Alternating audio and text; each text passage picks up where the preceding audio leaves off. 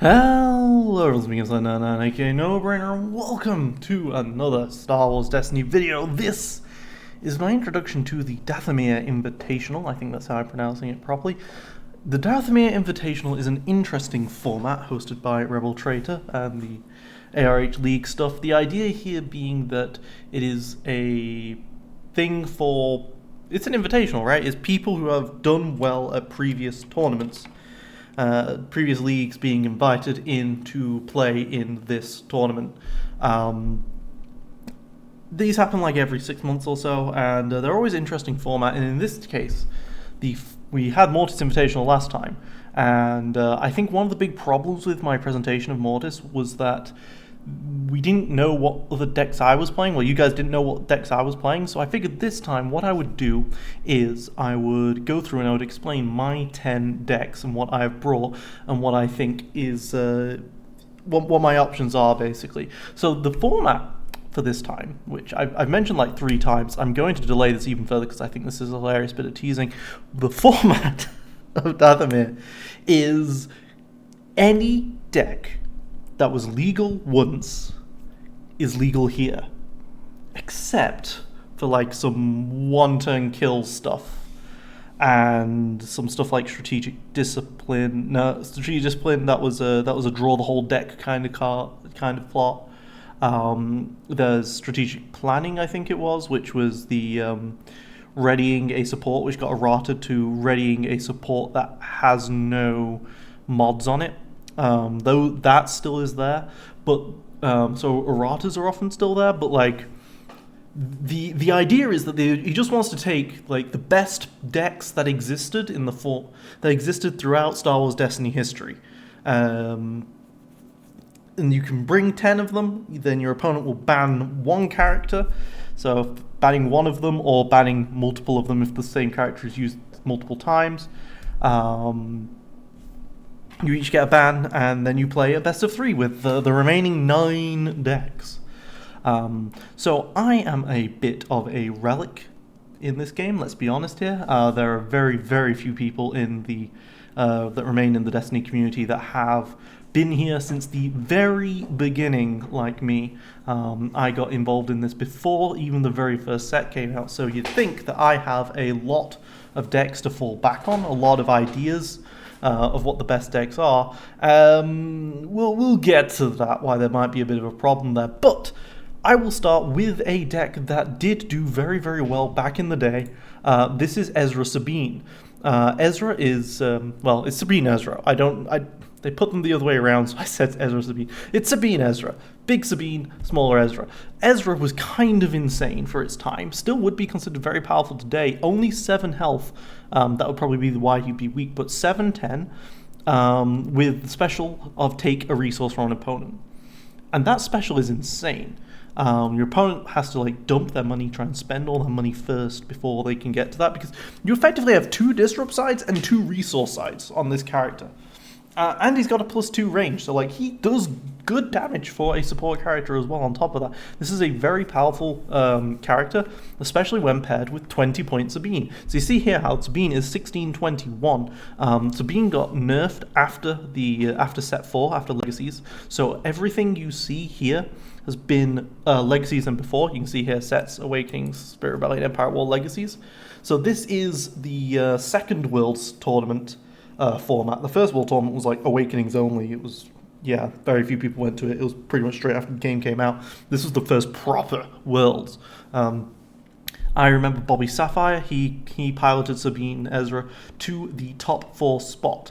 And I wanted to play this pairing again because Sabine Ezra is really good. So Sabine, for those of you who don't know, has a 2 ranged, a 3 ranged side. And before you activate this character, you may play a weapon from your discard pile on her.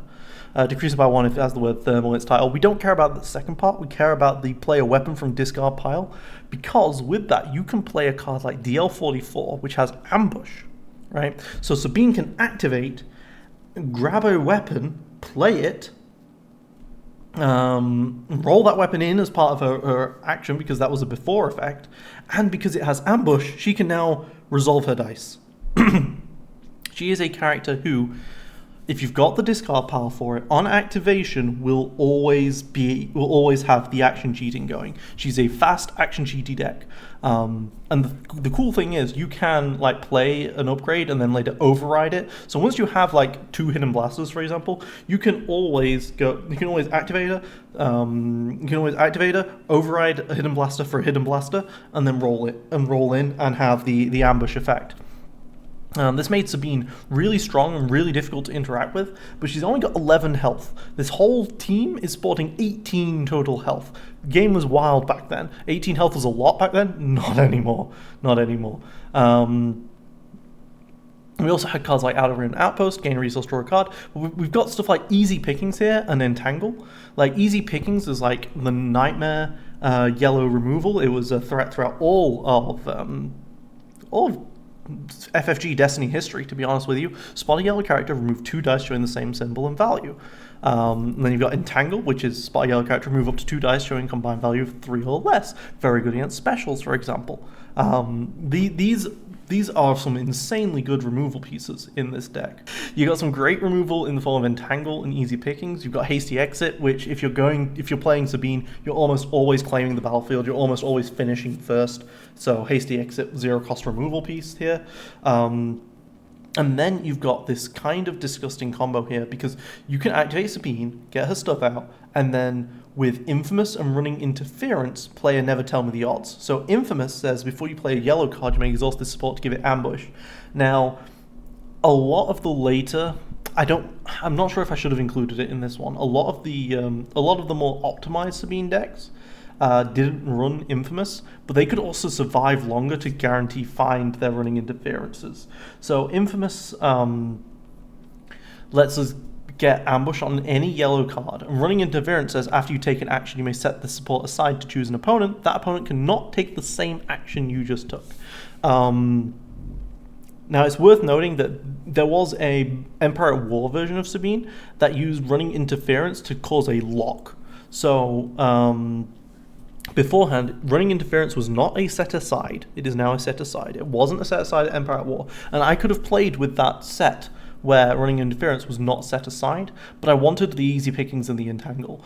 And the other problem was that you could activate Sabine, then play a card, with Ambush, and then resolve all of her dice. And using Running Interference, you can say your opponent's not allowed to activate a character or play a card. And back then, you couldn't discard a card to reroll 0 dice. You was only allowed to take the discard to reroll action if you had dice in the pool. So this was like a lock. You could do that, they can't do anything, and then you pass, and then they're stuck. This was changed so that you can now discard. This was changed so that not only was this set aside, but also you could then discard to reroll 0 dice.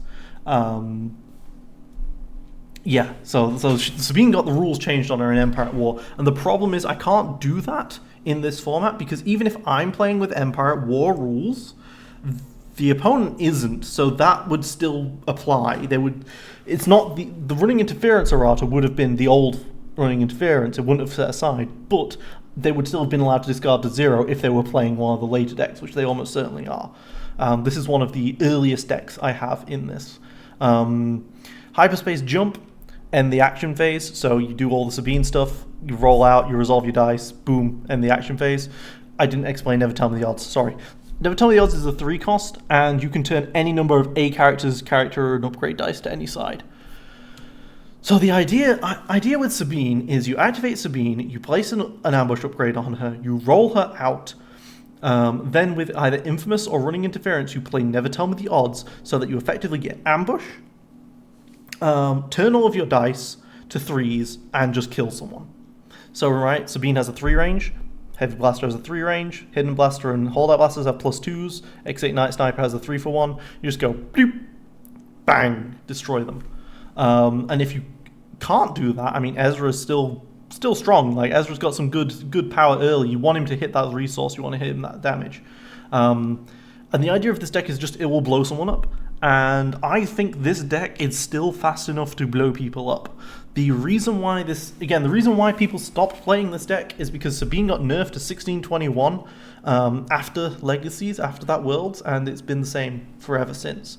We also have Second Chance we can override one of our upgrades with Second Chance, although that would use our override for the turn, so we won't be able to, we'd have to actually pay full price for an ambush upgrade.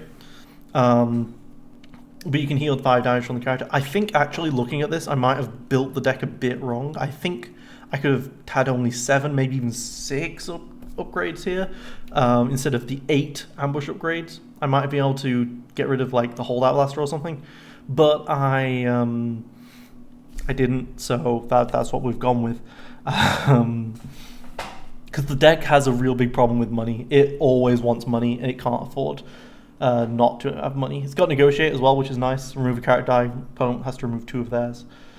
Smuggling and Long Con are the ways this deck makes money. So Long Con got errated, but it's playing with the old version. So in the old version, this was gain 3 resources if there's another copy of this event in your discard pile. So the idea is that if you're going through your deck and you're playing these Hyperspace Johnson, that Long Con will save you the money later on. Will get you your money back later on. And smuggling is, it allows you to first toss a weapon into the discard pile and gain a resource.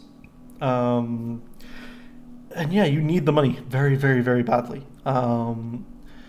The very old decks didn't have a great, reliable way of making money, so this is kind of what you're left with. And then you've got someone like Ezra who's got fantastic supportive sides here. But this deck does have a big problem in that it does only have 18 health, and there's a lot of other decks that are bigger and more badder than this. I think this deck is still going to absolutely destroy a lot of two wide decks, big little characters. But you can't deny that someone like Mother Talzin has 13 health and heals when she activates now, right? There's a big difference there, and Sabine's got 11 health only. But the hope is that we can just get that working. Now, I could have played the Thermal Paint in the deck. Thermal Paint's a very bad card, but it has the word thermal in the title, so it says 1 cost instead of a 2 cost. But when you're doing that, unless you have Infamous out, you're not... it doesn't have ambush, so you're denying your action sheet in order to get that 1 cost less, which is useful with Second Chance, but so yeah, this is Sabine Ezra, and I think this might be one of the strongest decks in the format currently. See, the problem, you see, is that since you're playing against every deck and every other deck that possibly exists, you've got to find decks that have meaning in order to be played, because otherwise you end up with something like this, Ray Requiem. So this character pairing of Yoda Ezra Rookie Pilot was my Worlds deck. So, and honestly Sarcastics from Hyperloop. So, top 4 was this deck. The other top 4 was this pairing. It wasn't me that got to top 4, it was honestly Sarcastic that did. This pairing was kind of like, no one really saw that, other than, I saw it from Monk's, I think it was Monk Gaming Battlefield stream, a month before the tournament, and decided that this would be my Worlds list, whereas honestly Sarcastic stumbled on it like a couple of days before. So no one had ever seen this kind of pairing before in Worlds, and yeah, I got very unlucky towards the end, but it was also like my first ever real life event. Other than a very first ever big real life event, we'll say. So I think that probably had something to do with it. Honestly, Sarcastic got top 4 with this pairing though, and I love this pairing. The thing is though, there was no reason at all why I should limit myself to Legacies, even though this deck was best in the Legacies format. The Way of the Force and Across the Galaxy set also came out, so I might as well include extra cards from Way of the Force and Across the Galaxy, right?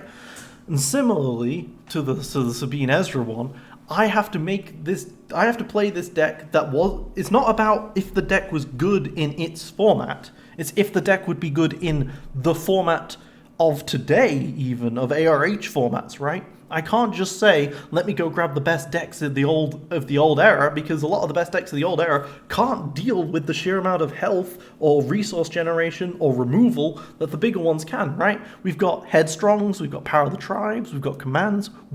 A lot of decks in the past could not deal with that. But they didn't have to because those cards didn't exist, right?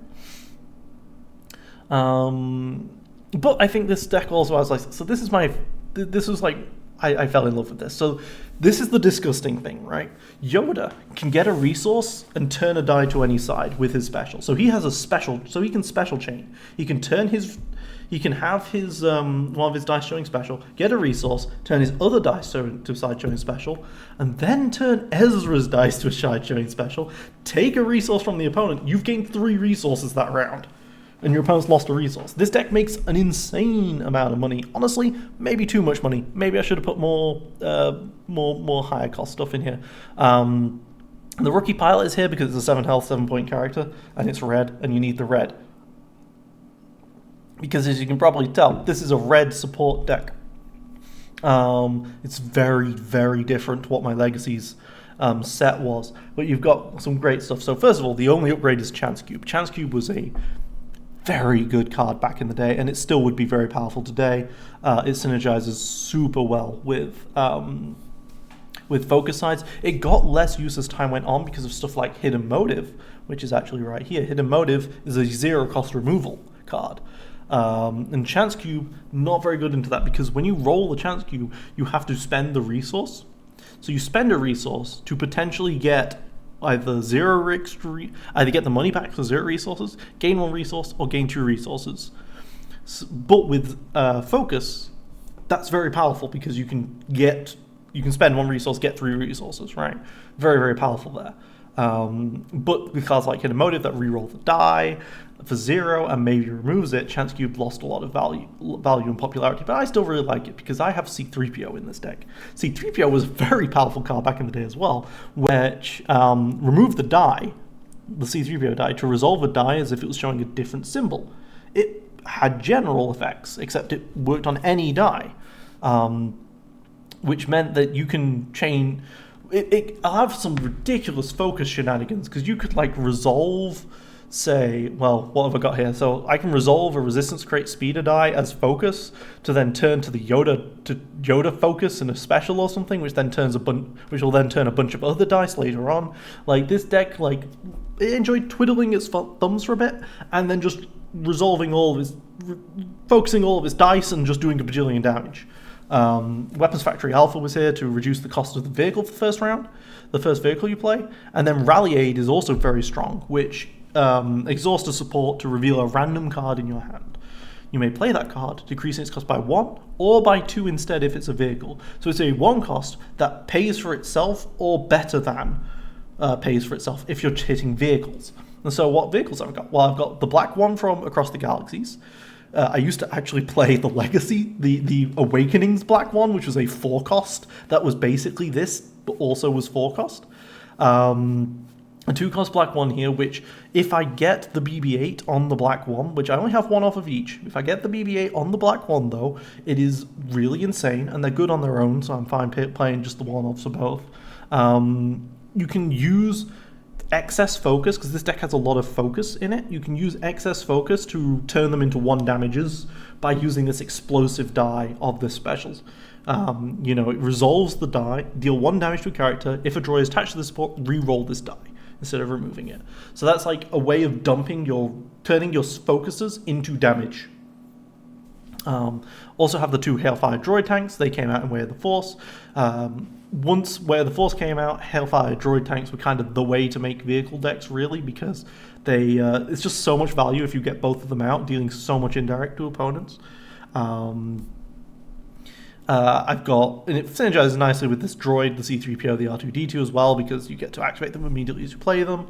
Now I've got Resistance Crate Speeders, and I've just got 4 X-Wings, because I think this might just be the best thing I can do for vehicles, for supports in general, for this kind of team. I think just playing X-Wings is probably just the best. You can include up to 4 of them. The X value is equal to the amount you've got in play. So 4 X-Wings is insane. I've got the X-Wings, I've got the Resistance Crate Speeders, I've got the Hailfire Droid Tanks, I've got a Black One. Honestly, I don't have that many vehicles. There's not a ton of... This deck can make an absolute ton of money, and there's not a ton of ways of spending it, potentially. I might have too much money for this deck compared to what I can spend, but there wasn't these amazing supports back in the day. Like, you know, you definitely didn't have your Tusken Camps. Your Mega Blaster Troopers came out Convergence, and your Darth Vader's Fists, and, like, those were, well, for one, they were villains, but they also came out, like, at the very end of Across the Galaxies and Convergence. You had all this... Yeah, I could make all this money, but I couldn't necessarily spend it on everything. And as soon as I decide, hey, what if I want to go to the next set? I have to lose the Awakening Spirit Rebellion and Empire at War, because they weren't legal at the same time as Convergence was legal, right? So I lose the Ezra, and the Ezra Yoda is kind of the entire engine here. But yeah, it can make some good damage out. It has a good amount of health, especially for back in its day. It had a lot of health back in its day. 24 health here. Its biggest weakness was that it actually lost to a deck that was colloquially known as Crotch Rocket, which was a villain support deck that played Snoke. Sienna, I believe, and Sebulba. And that deck was like... It just ramped way faster because it had friends in high places, which was a dice pool showing a value of 7 or more to look at the top 3 cards of your deck and play a card from it for free. That would just go so much faster, unfortunately, than this deck could. But it was still a very strong deck even back then. I took this to the UK Nationals in Way of the Force. So I didn't have access to the X-Wings or the Black One, but I had access to the Resistance Crate Speeders and the Hailfire Droid Tanks, and I had some other vehicles in instead, like Fang Fighters. And I got to top 4, I think I want to say. I think it was top 4, yeah. I lost to a Cad Bane deck. I don't remember who his partner was, but it was a Cad Bane deck that kind of just did too much damage too fast for me to set up against in one of the games. And then in the other game, I think I ended up just whiffing completely on like my opening draw, and it went really downhill really fast. Yeah, I'm a bit reliant on drawing my X-Wings at the right time here. If I miss an X-Wing, things are going to get pretty bad for me. But I make so much money, you know. R2-D2 and C-3PO. R2-D2 was amazing back then. Draw a card, turn a die to any side. It could start off these special chains with Yoda. And draw a card, which is so good. And it has no blanks. It was amazing. So yeah, I've got all this stuff. Then I have access to some of the best removal in the game, right? I have easy pickings, I have hidden motive, and I have Into the Garbage Chute. Into the Garbage Chute, fantastic with the Rookie Pilot. The Rookie Pilot isn't an amazing character. +2/+2 with shield, a resource, reroll a vehicle die. Into the Garbage Chute, exhaust the Rookie Pilot, remove up to 2 dice showing damage. This was insane. 1 cost, remove 2 dice. We talk about Headstrong and Power of the Tribe being strong. This was 1 cost, remove 2 dice. Right, Mind Trick. So this is a card that I added to the deck because obviously we don't need to keep the deck list the same as what they used to be, right? So I added a copy of Mind Trick because these days I really think Jedi Mind Trick is a very powerful card against a lot of the decks these days, especially the support decks. And we had a bit of a Jedi Mind Trick here. We had a Mind Trick back in the Awakenings days, and no one ever played it. And I think that might just have been a bit of a mistake from back then, that no one ever really played it because it could be used. So I put 1 copy in. Maybe I could have justified 2, but there's some great stuff here. I've got Mechanical Insight in here, so this is my sort of like way of trying to make the BB-8 Black One combo a bit more consistent. So Mechanical Insight looks at the top 5 cards of the deck for a droid, reveal it, add it to your hand. Place the rest on the bottom in order of your choice. So I can look at the top 5 and grab C-3PO, R2-D2, or BB-8 if I see one, or a Hailfire Droid Tank, right? And remember, I want to get those Hailfire Droid Tanks out first, because after I play a vehicle, I deal an indirect damage to an opponent, so if I get those out first and then start playing the other vehicles after that, that's a lot stronger. So I've got 5 droids in this deck, and I figure, hey, Mechanical Insight can work really nicely there with that. And then I've got Pacify, remove character die, give character 2 shields, and then Pin Down, which is a 1-cost spot vehicle removal die. So, I'm playing some really good removal here. And then I've just got this 1 copy of Flanking Maneuver. I liked this card back in the day, and I still do. It's a cheaty card. Deal damage equal to the amount of support dice in your pool. This is a deck that can put out a lot of support dice. I have 12 support dice in this deck. So if I can Flanking Maneuver for like 5, it's 2 cost, 5 damage. That's good. They can just win games on its own outright. I would have loved to have put 2 Flanking Maneuvers and 2 Mind Tricks in here, but I went with the 2 Mechanical Insights instead. Maybe that was a mistake. I don't know. But I really do want to see if I can find these Hailfire Droid Tanks first. So that was deck number 2, and those were some of the oldest decks that I brought. They were pre-rotation, so they were in the first 6 sets of the format. Let's now talk instead about one of my favorite decks that was in the next block of 6, my Dengar Sentinels Casino deck. So this was a deck that I took to the Jankmaster tournament in the final Worlds that was out, the final FFG Worlds, and I brought this it wasn't a joke deck, it was a good deck, but I thought it was janky and a little inconsistent, and then I played it in that Jankmaster tournament and absolutely sweeped, because it turned out that my definition of jank has a much higher power level than the opponent's. And then I went into pods with this. I was playing droids. At Worlds. I took this deck into pods, and it went like 12-2. So a pod is no, it would have been 14-2, yeah, because it's in 4s. So a pod is or is it 3s? Whatever. So a pod is the idea if you got 8 people together, they put down some money.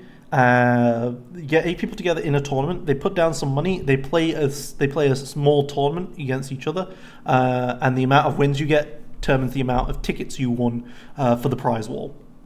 And I play pods. I grinded pods all day, every day. When I wasn't playing in the actual tournaments, I was grinding pods. Because I like Star Wars Destiny. I can arrive at a tournament, I can play Destiny for like 16 hours a day. I love Destiny.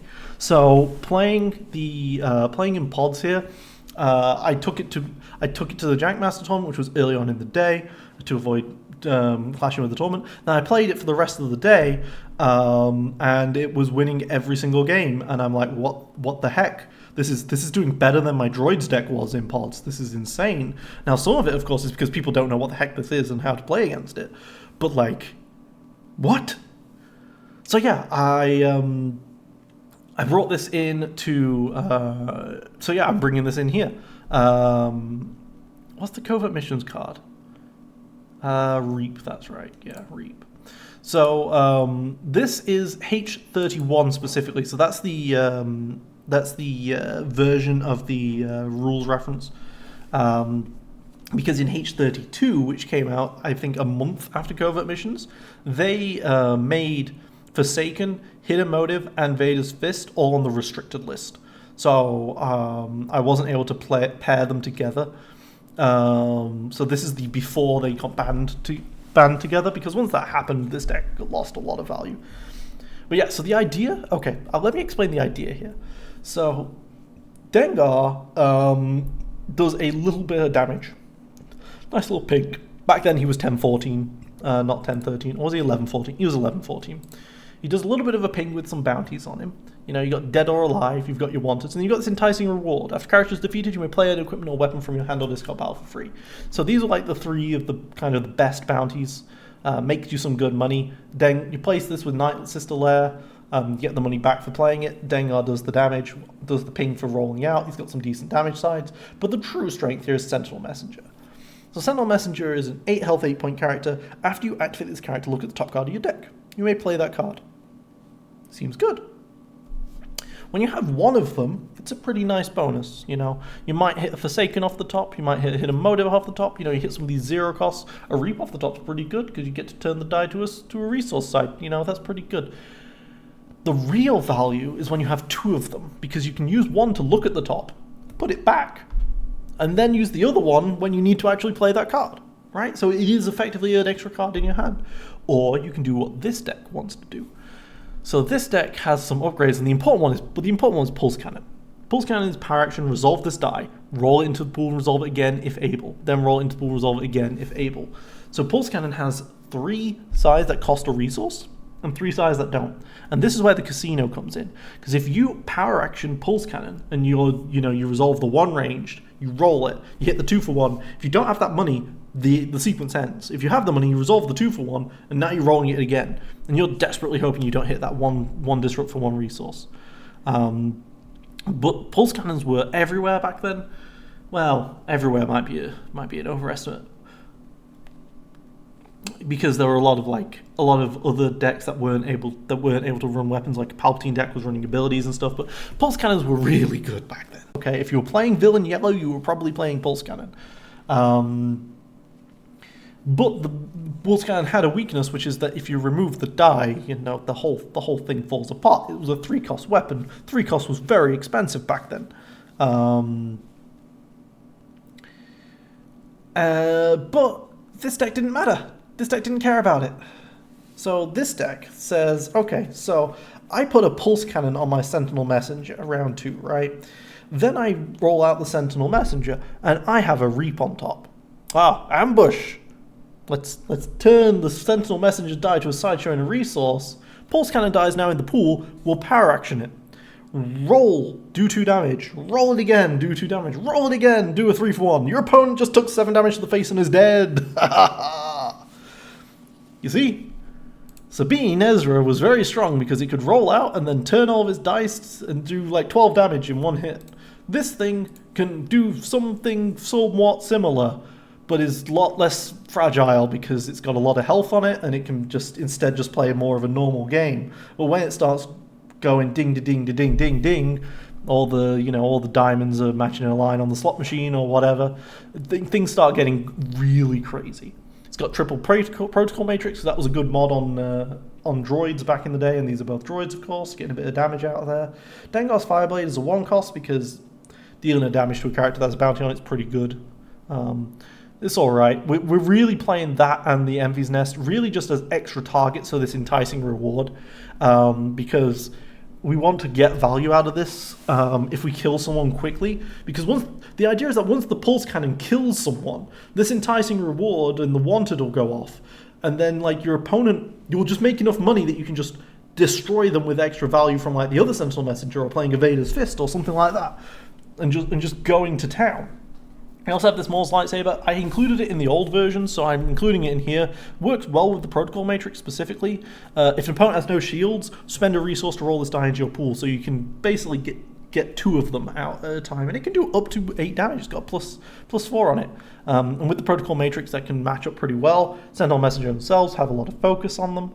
So the Maul's Lightsaber can do well. So you've got these 5 upgrades that can be hit by Enticing Reward. And then you've just got this Vader's Fist, and Vader's Fist is just sometimes you just win the game by playing Vader's Fist instead of doing any of this rubbish, because Vader's Fist was just absolutely broken. And you've also got No Good to Me Dead, which I believe was also put on the restricted list back then. Heal 2 damage from an opponent's character, gain resources equal to the amount of damage you just healed. So remember how I said Dengar's got this consistent damage dealing? Well, the idea is that you activate Dengar, deal a damage, and then on the next round you activate him and deal a damage again to the same person, and then you can No Good to Me Dead for the 2 resources, and then you can play a Vader's Fist. That's the idea here. Dengar plus No Good to Me Dead is a really consistent way of making money. Reap is a good way of making money. You've got Reap, Tireless Pursuit, Truce, and Freefall as your 8 ambush cards that you're hoping you'll find with the Sentinel Messenger for the Pulse Cannon. And the thing is, you can activate the other Sentinel Messenger first to see if you've got to try and find that ambush first before you play the other Sentinel Messenger. Tireless Pursuit moves damage around. It can sometimes be good to get around some shielding. Truce and Reap make money. Freefall is a card that no one ever plays, other than in this deck specifically. Force an opponent to remove one of their dice, but it's an ambush removal piece, so it's worth putting in. And then I have the one-off Desperate Measures just to be really mean. The deck actually has a little bit of trouble. It's funny because it's got an elite Dengar in it, but Dengar's the character you want to kill. So like, Desperate Measures is kind of awkward. It has a lot of health. At 26, but that's not actually a ton of health if you start Desperate Measuring all the things. But Desperate Measures back then was considered very broken. This was definitely put on the restricted list after Covert Missions had been around for a bit on H32. So yeah, the only difference is that was back in Spark of Hope meta. We have Covert Missions meta now, which gets me Reap specifically, and Reap is a really, really good card. It's also worth noting that back then, some of the strongest decks in the format were like droids, and they had 8 health. So a Pulse Cannon can basically one-shot a character. Pulse Cannon plus a bit of Dengar pings. And if you lost a character with droids, you was in a really bad spot. And that's also why these... So this deck is meant to prey on like those weaker 3-wide decks that you might find, especially sort of like, I just mentioned Crotch Rocket, but like this sort of matchup as well. Like Ezra is just going to die to a Dengar deck. Okay? Let's go a bit in order here, a bit better order here. Perfect Droids, H28.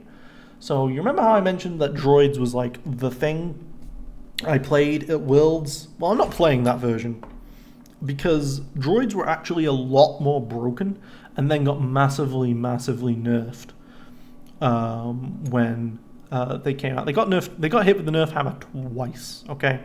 First of all, this is a 31-point list according to the Infinite format. That's because of C-3PO, 9/11, originally 8/10. So the original droids was out for a little while, and it ran Elite Chopper, Elite R2-D2, and 1-die C-3PO. So if you've not seen the droids combos here, R2-D2 allows you to turn a die to any side if you spot C-3PO. C-3PO allows you to resolve a die, increasing its value by 1 if you spot R2-D2. You then play this with something like Droid's Day Out, which allows you to activate any number of your droids. So you activate it, you put R2-D2 on the stack, higher up on the stack, so that way you can turn a die to any side and then immediately resolve it, increasing its value by 1, which with the disrupts and the discards was absolutely brutal. But on something like Chewie's Blaster Rifle, turn a die to 4/1 and resolve it immediately on activation. That's also insane value. And on top of that, this is a deck that has 8 damage out of character dice. It has double Chopper and R2-D2. It's a 5-character die team, you know? The dice aren't great, but it's 5 character dice. And its only weakness is that every character has 8 health. Chopper as well gets some extra value out of salvage arm. Before you resolve an attached droid's character support or upgrade die, increase the value of it by 1. Exhaust to increase the value by 1. So you could, if you had the Chopper with Chewbacca's and salvage arm, you play Droid's Day Out, all 3 activate, you turn Chewbacca's blaster to the 4th one, resolve it for 6. The consistency of this deck was insane. So you're running Chewbacca's, Dagger of Mortis, Ezra's lightsaber. Like Chewbacca's was really good back then. You could roll it out, get an extra value, extra use out of the die once when you play it. Dagger of Mortis and Ezra Bridger's lightsaber, 2 fantastic redeploy cards. And then the grappling arm, because extra mods for Chopper. A one-of Mando Vambraces. It was good against Mill back in the day, and because it has any side on it, you can use it with the R2-D2 and C-3PO to like threaten some things like discarding the hand and stuff. 2 Rex's Blaster Pistol. So the Rex's Blaster Pistol was kind of a very important part of this deck, because if you control the battlefield, you may activate another of your characters. So you put it on R2-D2. You activate R2-D2. You have R2-D2's... wait, or do you do it the other way around? It's the Q, not the stack. That's why I'm getting wrong. It's the Q. So you activate Rex...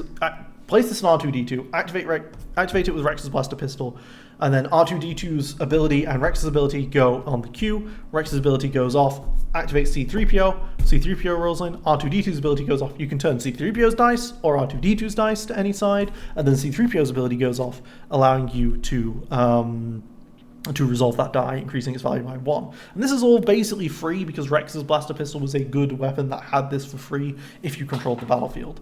Then you've got Riot Shield just for some healing, because the deck is very fragile. That's the weakness of this deck. If you lose characters, things start getting really bad.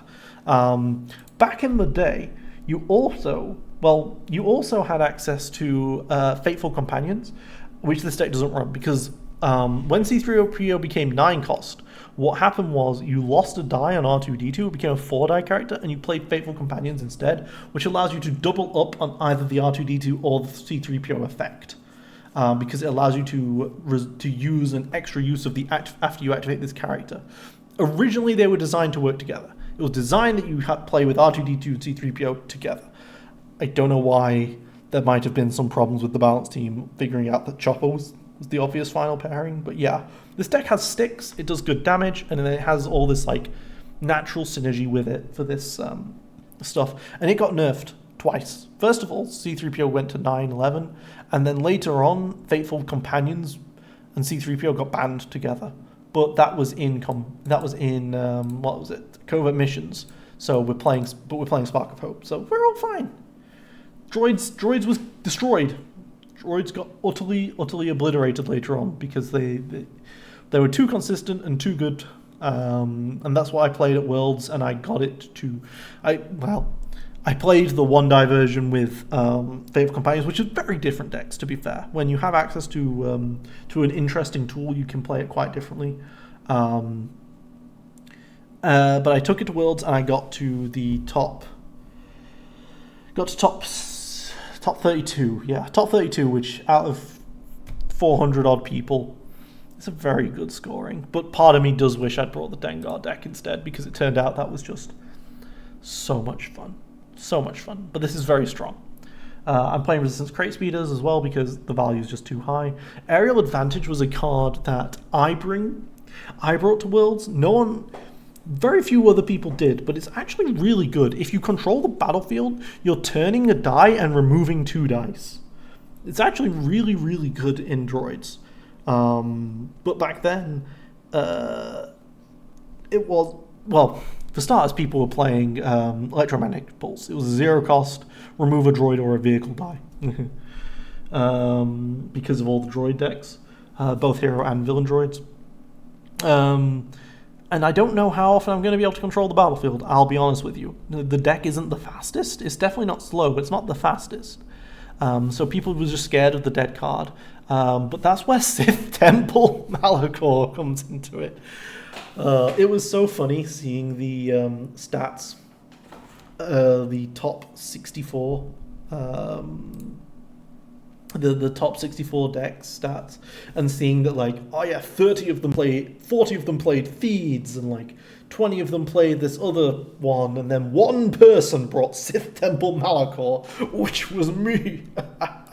Remove one of your dice to deal 1 damage to a character. It is not a good battlefield, but it worked very well back then for me, because it gave me just the excuse to be able to claim and get extra value out of Aerial Advantage later on.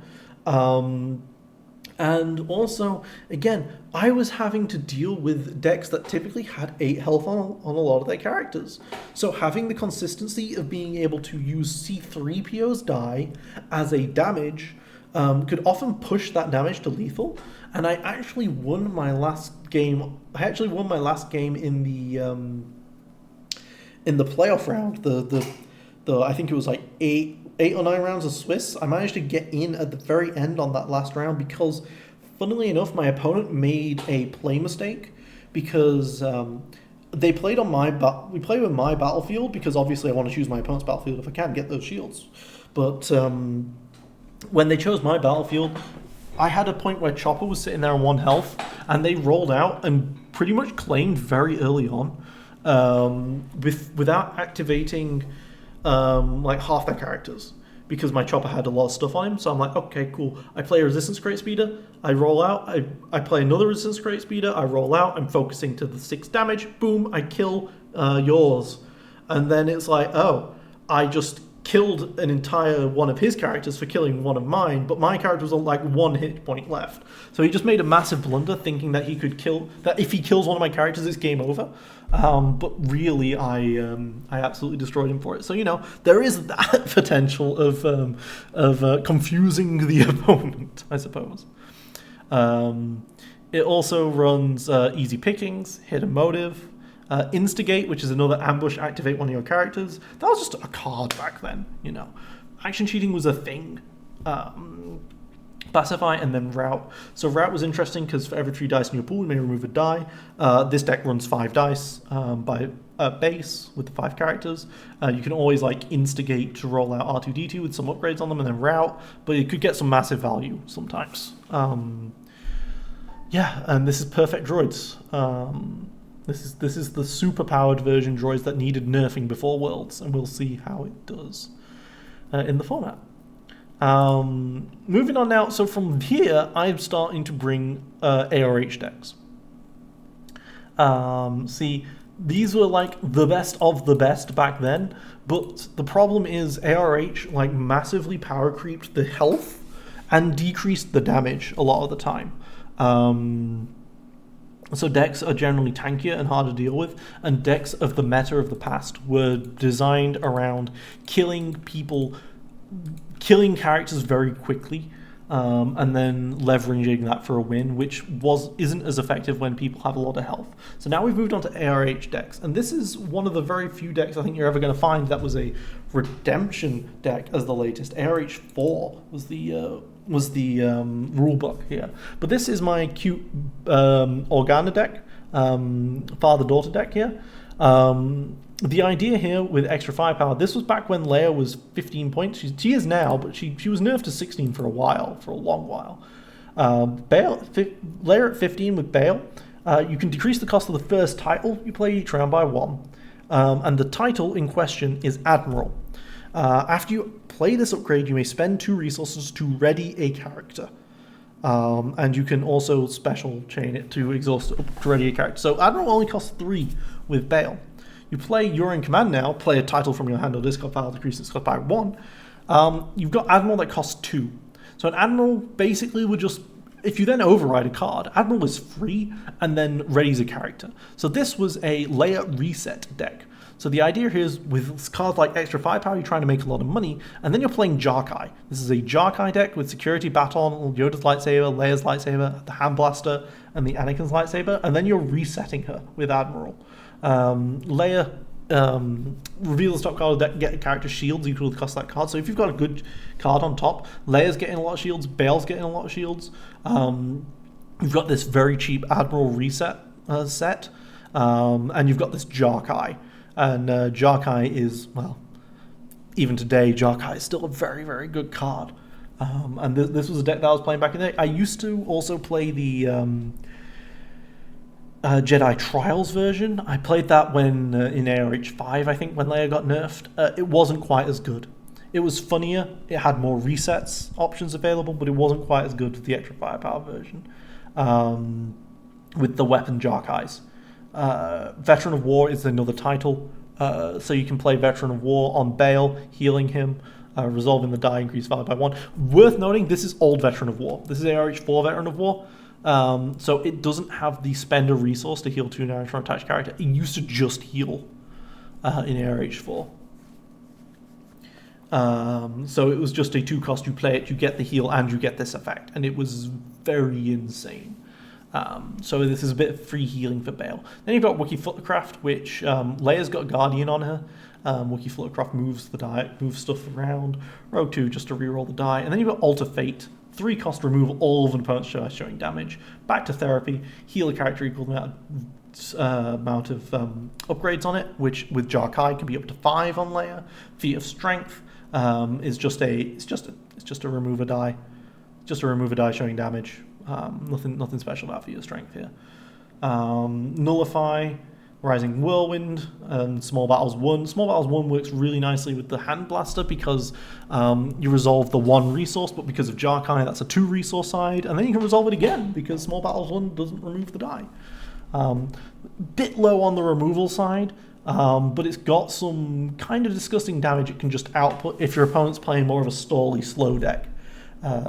And it can also kind of stall out itself because it's got Guardian and it's got a lot of shields potential from Leia. I liked this deck back in the day. I'm excited to see how it goes again. Bale Admiral was kind of like a core combo for a while in quite a few decks back in the day. This was back in Spark of Hope, right? Admiral was. And so in the FFG days, this was a thing, and this has only stayed as a thing as time's gone on. And I'm excited to see how that goes. What do I have next? Oh, I've just spoiled everything. So, Bury the Light, a high-stakes deck. So this is a Zana deck, which some of you will be familiar with, especially if you've played, if you watch my release party videos. Zana is a very fun team up with Watch Your Career with great interest, because she gets the dice of the Sith you kill by Watch Your Career. So you kill the Dooku, so Zana gets the dice. Now I have a version of this, of course, from in the modern day, but back in the day, in high stakes, Dooku is very good. He only has 9 health, but he has melee sides, so he does quite a lot of damage, and he has a really good power action, which then works really well with Zana, because then she gets those dice later, those melee dice later. And Pike Sentinel is just the Guardian, which puts a point on Watch Your Career. But the big value out of the old ways was that you had access to Neiman Mastery. And this works really well with the Vader you get from Watch Your Career, because the Vader finds the Neiman Mastery from the discard and plays it, rolls the Neiman Mastery die into the pool, and then you get the Mastery to turn a die, so you could turn either another Vader die to a special, or you can turn the Neiman Mastery die to something and continue the chaining. Neiman Mastery was very good, and that's pretty much the exact reason I'm playing this older version with high stakes. You had Death Field, a Force Storm, Force Valor, Neiman Mastery, Sith Teaching. Sith Teaching is a good card as well. Remove a die showing a blank, deal 1 damage to a character or 2 if removed opponent's die. That was a pretty good one. And then the Sith Wayfinder is just like this fiddly card to make Watch Your Career with great interest work. And then you've got some nice cards here. Forsakens, Headstrongs, Think on Your Feet, Why Take the Chance, and Your Powers are weak. There is a big weakness of this deck, and that's if Dooku dies too early, you lose the game. And also, people will focus Zana, and if Zana dies, you lose the game. But if things go right, if you don't die in the first 2 turns, Watch Your Career is going to go off, and you're going to get to activate Dooku, use his dice, kill Dooku, so you get Zana, activate Zana, roll in Dooku's dice, roll in one of Vader's dice, hopefully play a Neiman Mastery to turn that Vader die to a special, resolve that special to then play a card from your discard, then roll in Vader, and you win that game. You can do 20 odd damage and win the game on turn 2. It is insane what you can do with this, and yeah, I called it Buried the Light because back then, Virgil's theme song, Bury the Light, was a thing. Devil May Cry 5 has been a... I was really into Devil May Cry 5 back then. Alright, Seeking Answers deck. Yoda means business. So, this is built with the ARH standard format still. So things are going to complain, but this was a deck that I kind of chanced on and then did really well with it and won a UK tournament with it, a smaller one. It was the equivalent of like a store championship or a regionals. Yoda plus Nar Shaddaa Thief and Profitable Connection. So the idea here is that you're playing Jedi Temple Guard and Tusken Camps with Profitable Connection, so you can just turn 1 play these, and they're really good. You've also got BB-8, which back then still had the gain a resource and draw a card, special text.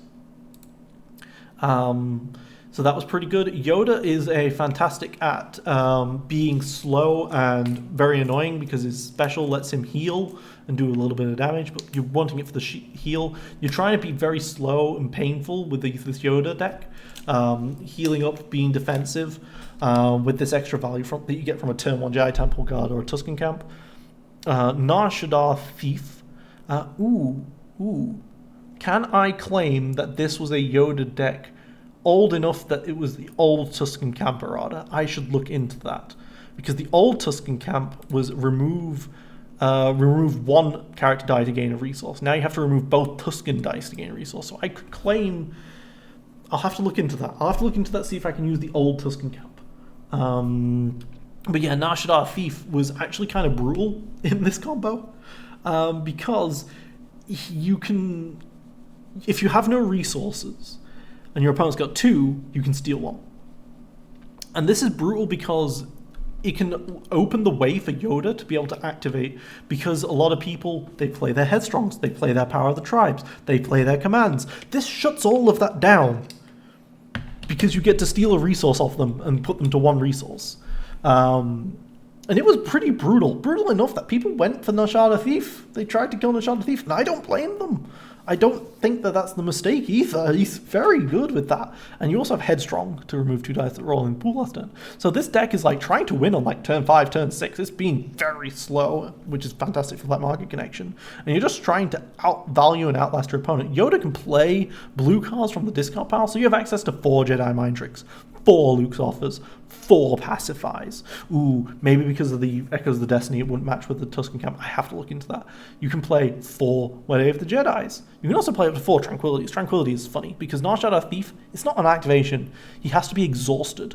So Tranquility is just a free resource so long as Nashada Thief's alive. Good way of making a bit of money here. And you win the game by getting Jarkai on Yoda, and you only have like 5 weapons, but it's fine because the deck's slow enough that you'll find those weapons, and then you can just play the Darksaber, play the IB-94s, play the Vibro Swords, and just go to town and kill the person. This is one of the very few decks that plays Vibro Sword at full cost on a Yoda, because it just has so much value with Jarkai. Like, I'm not looking for cheap Jarkai stuff in this deck, I'm looking for expensive win the game cards, and that's what Vibro Sword offers. Here. So it's got a ton of removal, it's very defensive, heals a lot of health, has some disruptive action with Nashada Thief, has these Tusken Camp Jedi Temple Guards for a strong opening, and then it will push through and win the game. And of course Monastery is fantastic with Yoda. Discard it to give a character a shield. You can't play it in the modern day because Nashada Thief is it was a Covert Missions card. That's the only reason you can't play it, because they haven't reprinted Nashada Thief. And also, of course, all these cards are kind of restricted against each other. Playing the Jarkai, Jedi Temple Guard, and Tusken Camp, there's a reason these cards are all restricted on the restricted list. And playing all of them was kind of insane. And that's what I'm doing. I'm getting messaged on Discord. What is this? Okay, not important. Alright. 3 decks left. I'm going to save this one. No, I'm not. I'm going to go with it. Okay, so, I lied. We're not doing this directly in chronological order, because Unkar Thrawn, my man. So, this is an Empire at War deck. 3 sets only. 3 sets only, okay. Like 3 or 4 weeks after Empire at War was released, they nerfed this combo hard. And I've spoken to Rebel Traitor, he says it's fine, because this deck, even though like Empire at War came out and then it took like 3 or 4 weeks for it to get nerfed, so it was a pretty instant nerf. It was out on the community for a while before that, because we had Empire at War spoiled for us for a while. FFG does this thing where they spoil the cards first, which is fine, but then like it takes like a month for the cards to get released and put into stores. So, you know, people were playing with this for a long time beforehand. In this case, you've got Unkar. So Thrawn, you guys should know because he's reprinted. I think he's still reprinted. I could be wrong about that, actually. I think he's still reprinted. Pretty sure he's still reprinted. After you activate the character, choose a number, look at the opponent's hand, discard a card from it, cost that number. Good character. He has a double focus side, has a double resource side. Good character.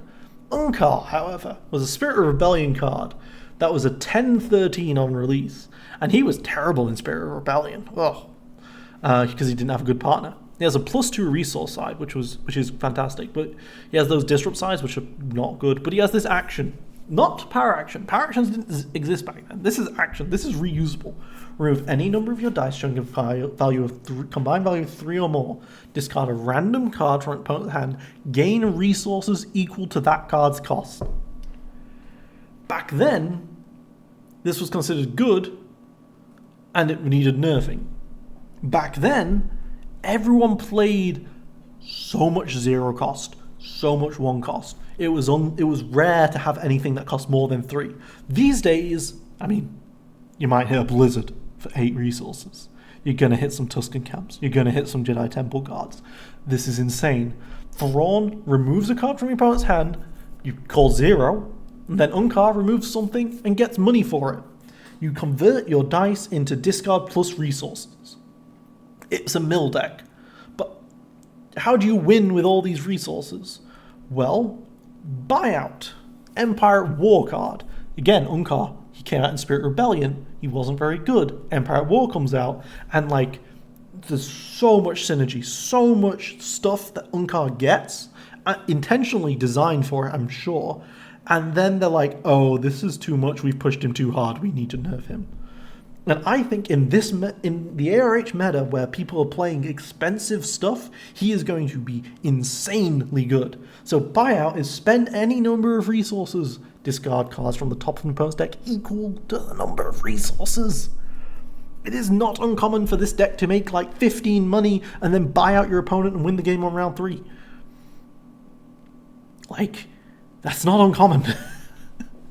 This deck made a lot of money back then. You have the chance cubes, which are insane with Thrawn's focus sides, and also with base sides for Unkar plots +2 resource side, and also a 3. You like the dice that show a value of 3 because then you only need to use 1 dice to use the Unkar action. We have the DH-17 Blaster Pistol because that's the cheapest. That's the cheapest card in the game that has two sides. You're not actually using them for the damage, you're using them to remove them for Unkar. You have Promotion because it's 1 cost, but also draws a card, drawing to the better stuff. Viro Knucklers is extra milling for the late game. You don't have good mill sides. You don't have good mill sides in the first 3 sets. But this one can resolve it as a 2 discard and 3 discard. Crime Lord though, ooh, Crime Lord. This is an alternate win condition. Instead of milling the opponent out, you can use the special, spend 5 resources, kill a character. It costs 4 to play. It was out forever. It was out throughout all of FFG history because it was reprinted in Convergence. It's never really been a problem per se, but in this deck it's a problem because you're not actually paying 4 for Crime Lord. You're going to ace in the hole it. The combo here is that you discard Crime Lord to roll the Crime Lord into the pool and then resolve the special. And you know if you can do this because you've seen their hand with Thrawn. You know if they have removal. And if they have no removal left, you're doing this and killing a big character. Killing an important character. Crime Lord will destroy big little decks. It will destroy 2 wides. It might even be able to go up against something like a Vader Palpatine. You know? And then, but the thing is, this deck doesn't have good other removal. We have Doubt, Electroshock, He Doesn't Like You, and the Best Defense. Those aren't great removal pieces. He Doesn't Like You is fantastic, don't get me wrong. But Doubt, very random. Electroshock, 1 cost remove, showing 2 or less. It's alright.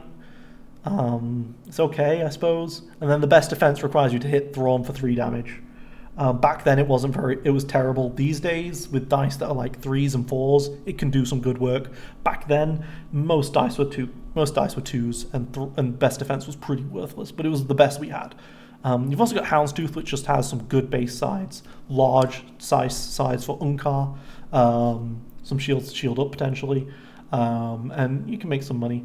The other big thing though, you had Salvage Stand, a 0 cost, so this is also common with Unkar. After it rolls a resource, if you roll a resource, you may exhaust this support to force opponent to lose a resource. So resources are also disrupts, but instant disrupts.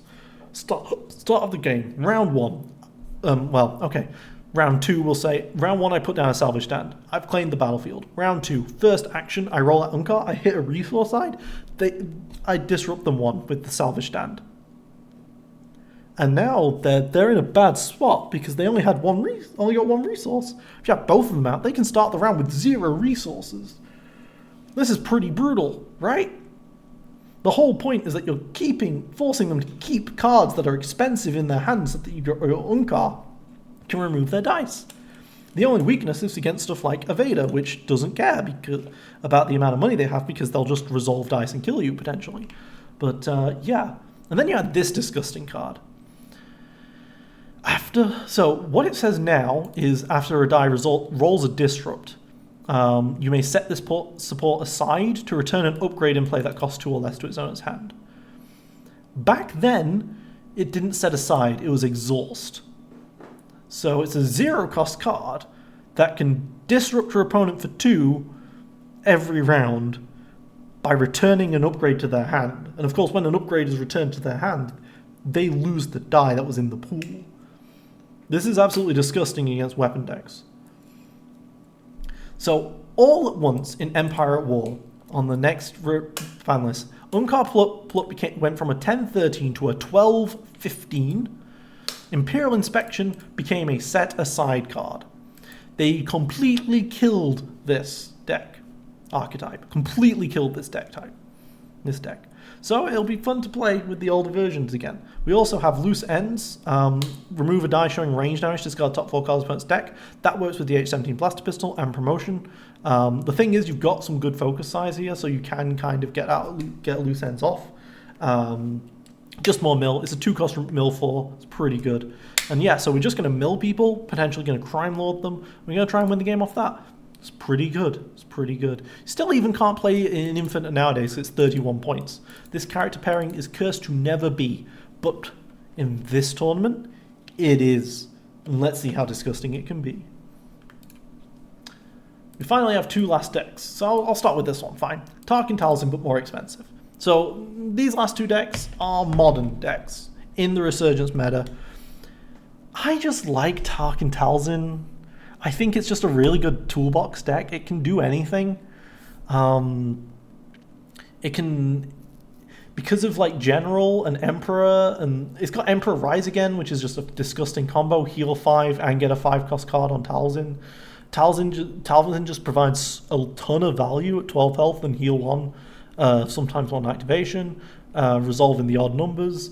Like, Tarkin can take the removal from their hand, cause Crucial Intel to pop up, which after 3 of it will get you 2 actions in a row, which synergizes really well with the focus sides or the general and stuff. I've got Imperial Rule here and here as well. Not certain if this is good. I haven't actually played this deck to test it, but I've just improved the old display of the power Tarkin Talzin. Armored Assault Tanks can do a lot of damage. We've got this ISB Central Office because Tarkin's power action actually works with this and gets me an extra die, which Mother Talzin can use the power action on potentially. So this could be pretty good here. And I've got Premor Enforcers in here as well. I don't remember what I had in here instead, but now I have Premor Enforcers, so there we go. Spot a leader to place a resource on it to a maximum of 2. You get a whole bunch of dice. I think this is probably just a really strong deck.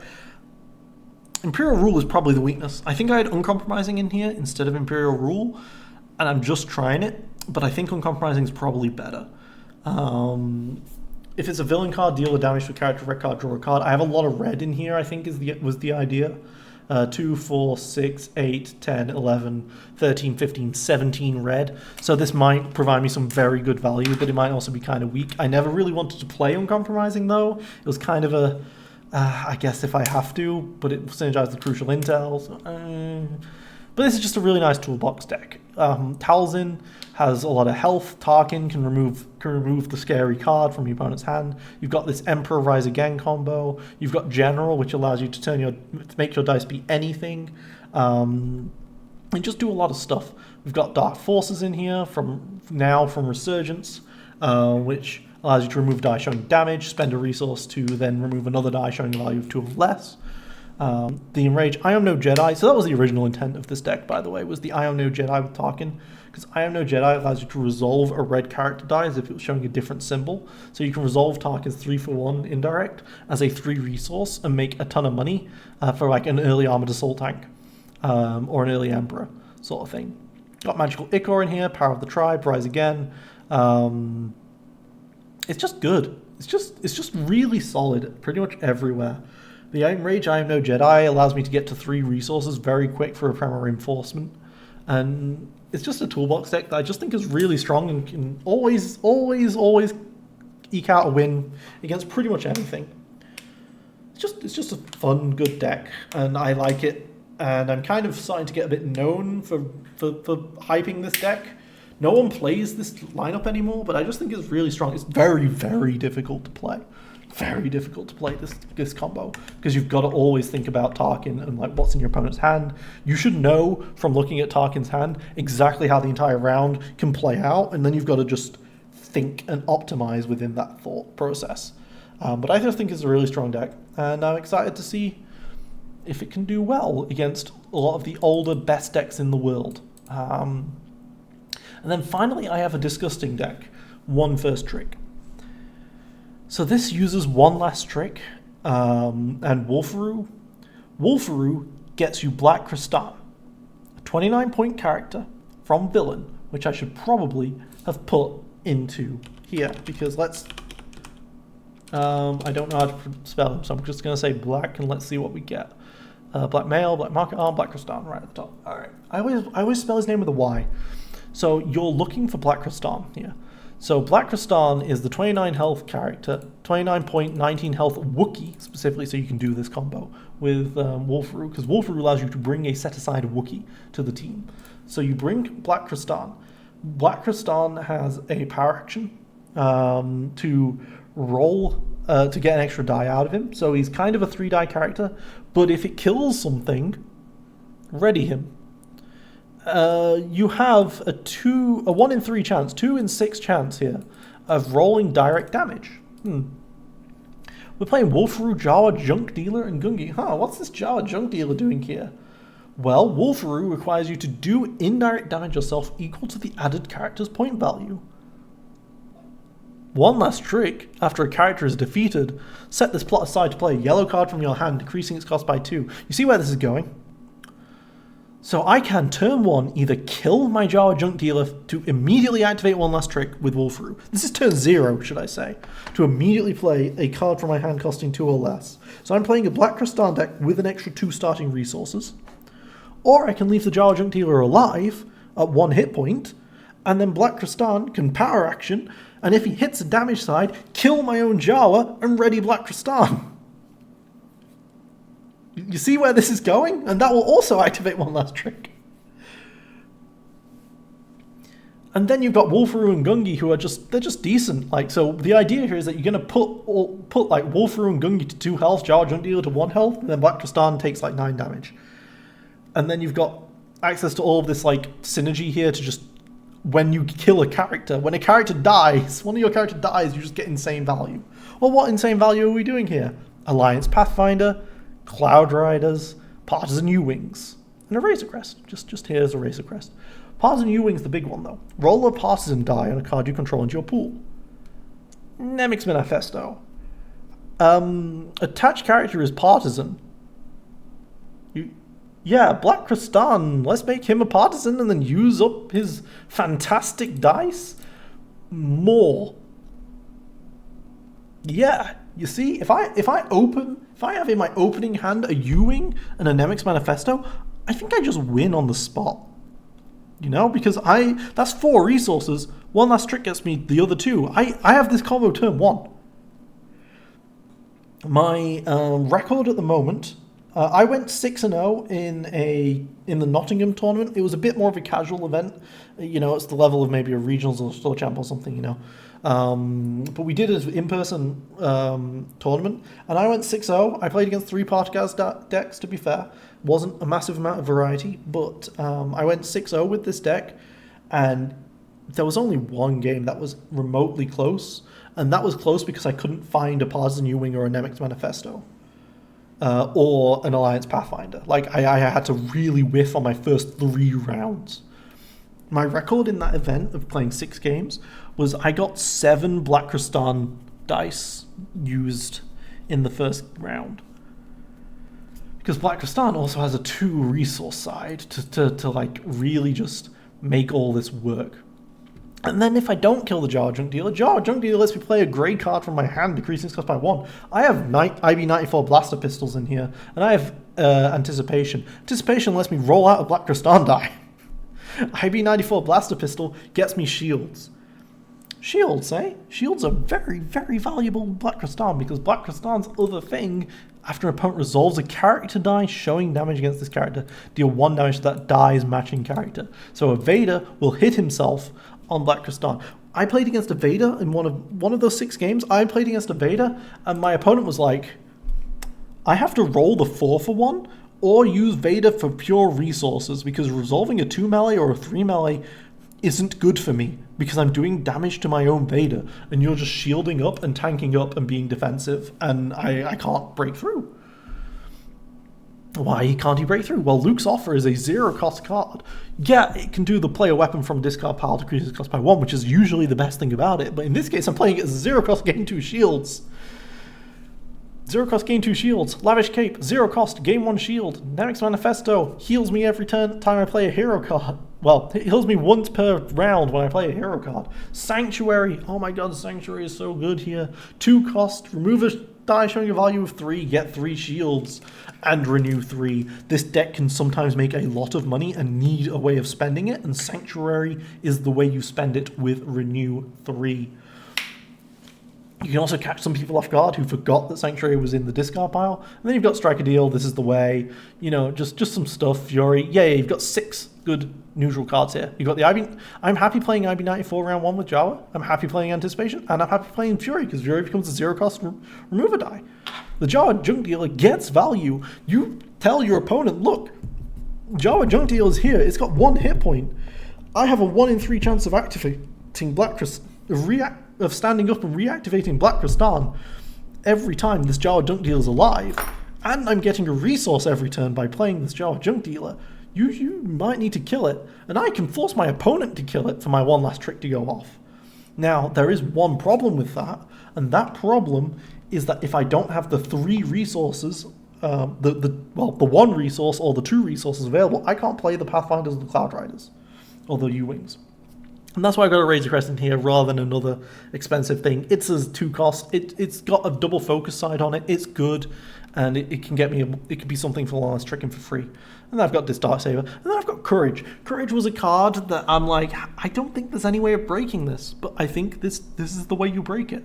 So Courage has its value increased by 1 if your opponent has a die showing damage in their pool. The problem is typically if the opponent's showing damage in their pool, you actually want to just remove the die. But Black Kristan would rather have the die resolved against him. And it's got a 2 range, so it's effectively a 2 range, 2 indirect, 2 indirect, 2 shield for 1. And it increases Black Kristan's health pool by 1 health.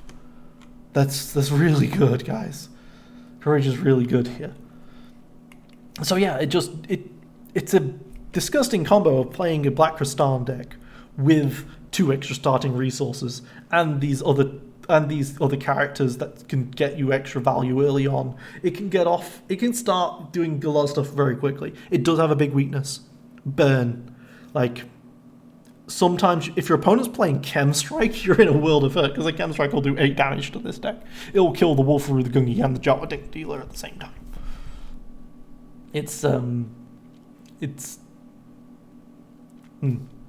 What does the name of Viper Probe Droid? No, they spelt droid wrong. Viper Probe Droid.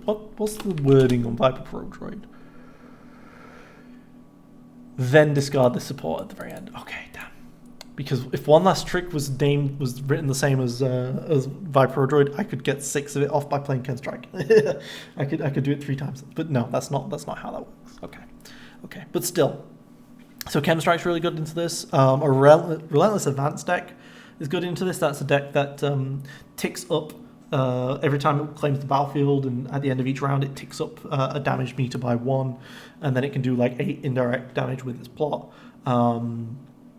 So like you're looking at villain yellow reds. Gar Saxon might have some good value into this. Also, indirect decks are going to have some value into this. Like a Sun Kira might do pretty well into this because the Sun's all indirect, and indirect gets around Black Kristan because you resolve indirect against an opponent, not against an opponent's character, so it doesn't do the damage back. That said, that's also very important to note because the 3 indirect of Black Kristan has to be resolved against my opponent, not against... I can't use the 3 indirect against myself to kill off a Jawa to then stand Black Kristan. That's why it's a 1 in 3 and not a 50% chance. But yeah, this deck is kind of disgusting as well, and I think it reasonably has a chance to stand here. It has counters, and those counters I don't think are going to get brought. I don't think people are going to be bringing Burn really into this format. And in general, I went 6-0 with it. I went 6-0 with it in Nottingham. Apparently in Gen Con, which is America's biggest event. It apparently went 3-2 But obviously that was someone taking my deck and playing it without necessarily knowing how to play it. You know, they weren't me, they didn't build it themselves. I don't know if this is the exact list, they might have made some changes. And it went 3-2, which I think is a pretty good showing, to be fair. Yeah. And so yeah, that's my 10 decks. I've got Sabine Ezra, Ray Requiem, Rookie Pilot Ezra Yoda. This was a joke on the idea of Metal Gear Ray, but also Ray, the character Ray. My puns are like giga-brained. I'm the best pun master. Dengar Sentinels, Casino deck, the Perfect Droids, a Bail Leia, Jarkai Admiral reset deck, Darth Zayna, Count Dooku's Watch Your Career, sort of reset-y kind of deck that does a lot of damage all at once on round 2. Yoda's Nar Shaddaa Thief combo, playing the Jedi Temple Guards Tusken Camps and the Jarkais, which are all now restricted. Unkar Thrawn, Tarkin Talzin, and the One First Trick Black Kristan deck.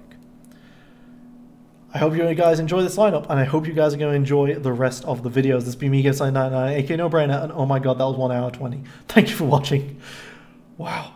Signing off.